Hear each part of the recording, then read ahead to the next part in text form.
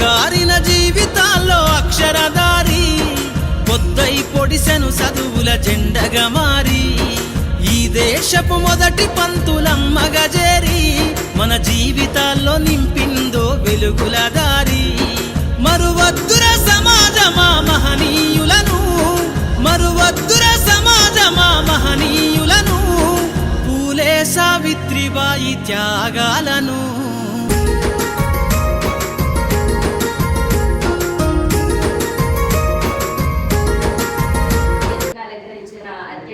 కార్యదర్శులందరికీ కూడా సావిత్రిబాయి ఫులే జయంతి శుభాకాంక్షలు తెలియజేస్తున్నాను.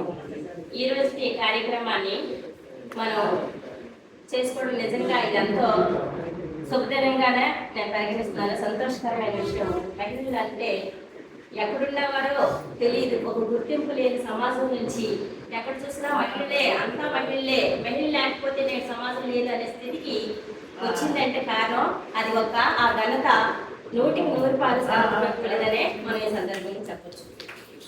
ఆ మహానుభావురాన్ని ఇవాళ స్మరించుకుంటూ ఆవిడ గురించి ఉద్దేశించి మాట్లాడాల్సిందిగా మన సీనియర్ నాయకులైనటువంటి విజయగౌర్ మేడంని మాట్లాడాల్సిందిగా కోరుచున్నాం.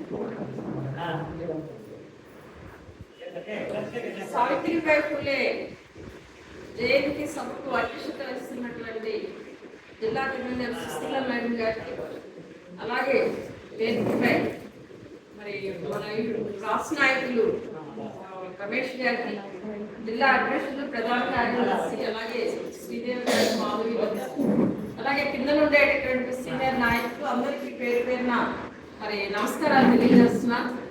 అలాగే సావిత్రిబాయి ఫులే జయంతి శుభాకాంక్షలు కూడా తెలియజేస్తున్నా. సావిత్రిబాయి ఫులే జన్మదినాన్ని రాష్ట్ర ప్రభుత్వం జయంతి జరపండి అని చెప్పి ఎక్కడ చెప్పలేదు మన రాష్ట్రం.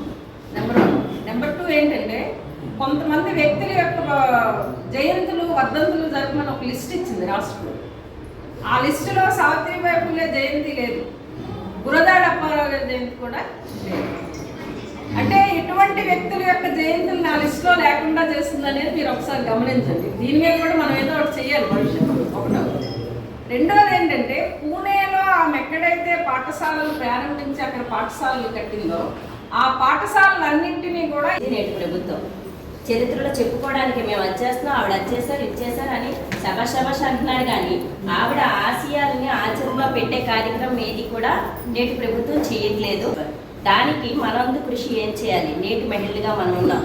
మన నెక్స్ట్ తరం వాళ్ళకి కూడా మనం అభివృద్ధి అనేది చూపించాలంటే మనం ఏం చేయాలి? మనమంతా ఒక నాయకత్వంగా ఉండి మన నాయకులు ఎవరైతే ఉన్నారో వాళ్ళ అడుగుజాడలో మనం అంటూ ఒక అడిగేసి కృషి చేయాలి. లేదంటే నేటి ప్రభుత్వ విధానం చూస్తుంటే ప్రభుత్వ బడులు పూర్తిగా మూతపడే పరిస్థితి ఉంది. ప్రైవేటీకరణ చేసేసి మూత పెట్టద్దా ఇక్కడ అన్నట్టుగా ఉంది పరిస్థితి. ప్రభుత్వ బడులే లేకపోతే ఆడపిల్లకి విద్య ఎక్కడ ఉంటుంది? నేటి మన సమాజంలో, గ్రామీణ సమాజంలో చూడండి, ఎవరైనా సరే ఆడపిల్లలు చదివించడానికి ఇష్టపడతారా? ప్రభుత్వ పాఠశాల ఊర్లో ఉంది కాబట్టి సరేనా అని పంపిస్తున్నారు చాలా మంది వరకు. అమ్మాయిని అయితే ఎంతవరకైనా చదివిస్తారు, అమ్మాయిని చదివించడానికి ఇష్టం చూపించరు. ప్రైవేట్ బడుల్లో ఎక్కడికో పంపించి చదివించడానికి అసలు ఇష్టం చూపించరు. అంటే ఆవిడ ఆశయాలు నానాటికి ఏమైపోతాయి? అప్పుడు ఈ ప్రభుత్వ పాఠశాలలో లేకపోతే ఆడపిల్ల చదువు అనేది ఏ స్థాయికి వెళ్తుంది, నెక్స్ట్ సమాజం ఏమవుతుంది అనేది మనందరూ ఆలోచించి మన బడులు సంరక్షించుకోవాల్సిన పరిస్థితి మన పైన ఆ బాధ్యత ఉందని తెలియజేస్తున్నాను.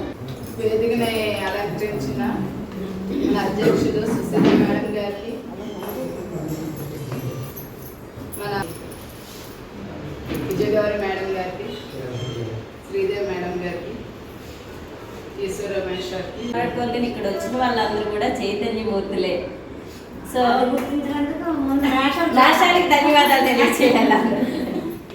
ఎస్, అయితే నిజంగా యూటీఎఫ్ సభ్యులమైనందుకు మనం చాలా గర్వపడవలసిన విషయమే. ఎందుకంటే ఏ సంఘాల్లోని కూడా ఎంత గుర్తింపు ఉండదు మహిళలకంటే ఎక్కడైనా చిన్న చూపు ఉండొచ్చు, కానీ యూటీఎఫ్లో మాత్రం చిన్న చూపు లేదు.